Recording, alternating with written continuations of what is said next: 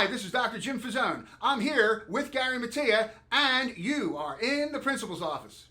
Hello, I'm Dr. Jim Fazone, principal of the SciPEC Center at Mercer County Technical Schools. I have with us on the show today, as always, Mr. Mattia. He's principal of the Asapink Center, and Nick Sikowski. He's our producer and director, and you are in the principal's office. Today in the principal's office, we're going to be talking about friendships. We think of friendships, we know who our friends are, but friendships take work. And there are some qualities of a good friendship and probably some things we need to do to maintain good friendships. As usual, I'm sure that Mr. Mattia has a list for us to give us some ideas on what it takes to be a good friend and to be a good part of a good friendship. I do, Dr. Fazone. I actually have 13 essential traits of a good friendship. Now, I can read each one, and I also have some that they consider are a little bit more important traits of integrity. But they talk about asking yourself some questions, such as, am I trustworthy? Am I honest with others? Am I generally very dependable? Am I loyal to the people around me? And they get a little bit deeper when they talk about trustworthiness. It's often the make or break element in any interpersonal relationship. Any breach of, being trustworthy can ruin a friendship. There's some other traits they talk about. Am I easily able to trust others? Do I experience and express empathy for others? Am I able to be non-judgmental? Am I a good listener? Am I supportive of others in their good times? And am I supportive of others in their bad times? Are you self-confident? Am I usually able to see the humor in life? And am I fun to be around? So these are the 13 questions you ask yourself. As I said, trustworthiness is the first one. The second one, Dr. Fazone, is honesty. Honesty requires that we speak open and incorporate objectivity into our words. Another one, Jim, is being dependable. Did you have anything you want to say about that? Well, when you talk about being dependable, I remember a story my grandfather told me, and he was talking about a buddy of his who, had some good and bad qualities. He says, but I'll tell you this about him.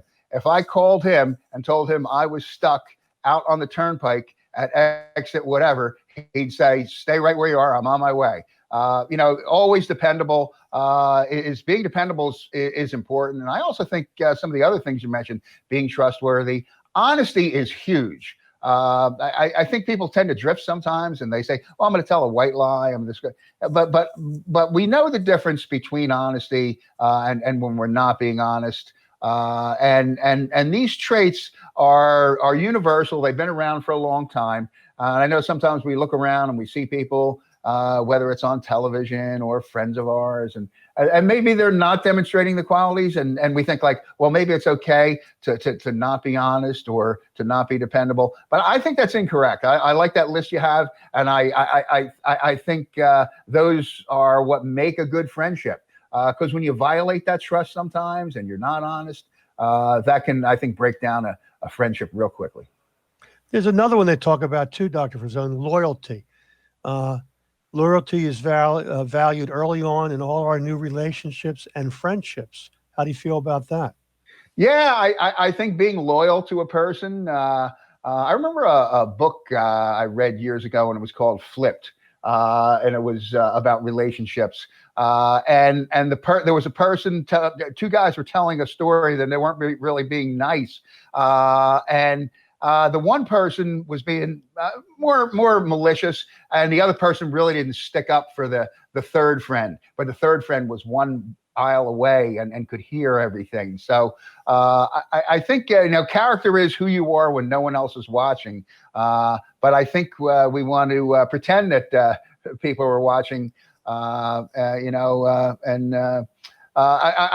Here's a good quote I heard one time. They said, when you walk into a room full of total strangers, pretend that you know everyone and act accordingly. I think if we thought it made our decisions based on if our parents or guardians or someone that we thought highly were standing right next to us, we'd probably make better decisions. So, yeah, a lot of those traits help with a friendship. But go ahead. I think I interrupted your list. No. And another one is being able to trust another person. That involves being comfortable with another person. Sometimes people have difficulty and it's if that difficulty occurs, then you're going to have difficulty in friendships. So that's Hmm. being able to trust another person, Dr. Frazone. Super. Yeah. And being that person that people can trust. Yeah, and any of these traits we talked about really help develop your friendships and make them a little bit more, how should we say, honest friendships. The Yes. biggest one, though, that stands out above everything else is the trustworthiness. It could Yeah. make or break a friendship. Hmm. If your friend does not trust you, I doubt very much that you're actually going to be friends again. How do you feel about that, Dr. Frazone? Yeah, and I guess there can be gray areas, but if you know that other person has your best interest at heart, I think it's easy to be a good friend with them. But if you find that they're not being trustworthy, that they're not being honest, and if they're not loyal, and again, when we talk about loyalty, we want to be loyal to people, but we don't want to have undying loyalty to someone who's not trustworthy, who's not honest, because that can get us into trouble too. So I think it's an ongoing process of those 13 tips that you have, and addressing those on a daily basis, and revisiting them as situations come up.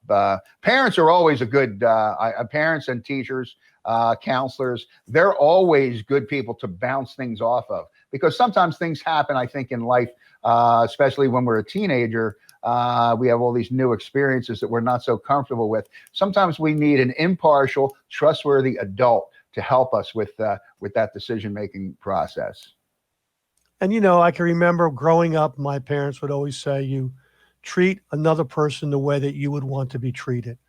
So if Hmm. another person is your friend, you treat them the way you would want to be treated, and vice versa.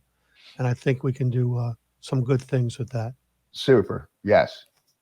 So, anything else that we need to talk about? Because I think friendships and staying in touch with our friends, and uh, demonstrating all of those items, and a lot of times when you read some books, reading literature, you can find out about all of these traits, about trustworthiness, about honesty, about making decisions, because you can live vicariously through the characters in those books as they navigate through that story, and that can build on a thought process that makes us more trustworthy and honest, and sincere, and have a reason why, and see it play out in a story. I think that can be kind of fun too.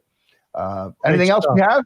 I don't Anything think else? so. I don't think All right. so. So we hope everyone is say something nice to your friend. Work through being trustworthy and honest, and always check with a counselor, guardian, or parent if you're ever having a problem. So for all of us here at the principal's office, for Mr. Mattia, for Mr. Sikowski, I'm Dr. Jim Fazone, and we will see you next week in the principal's office. Bye bye.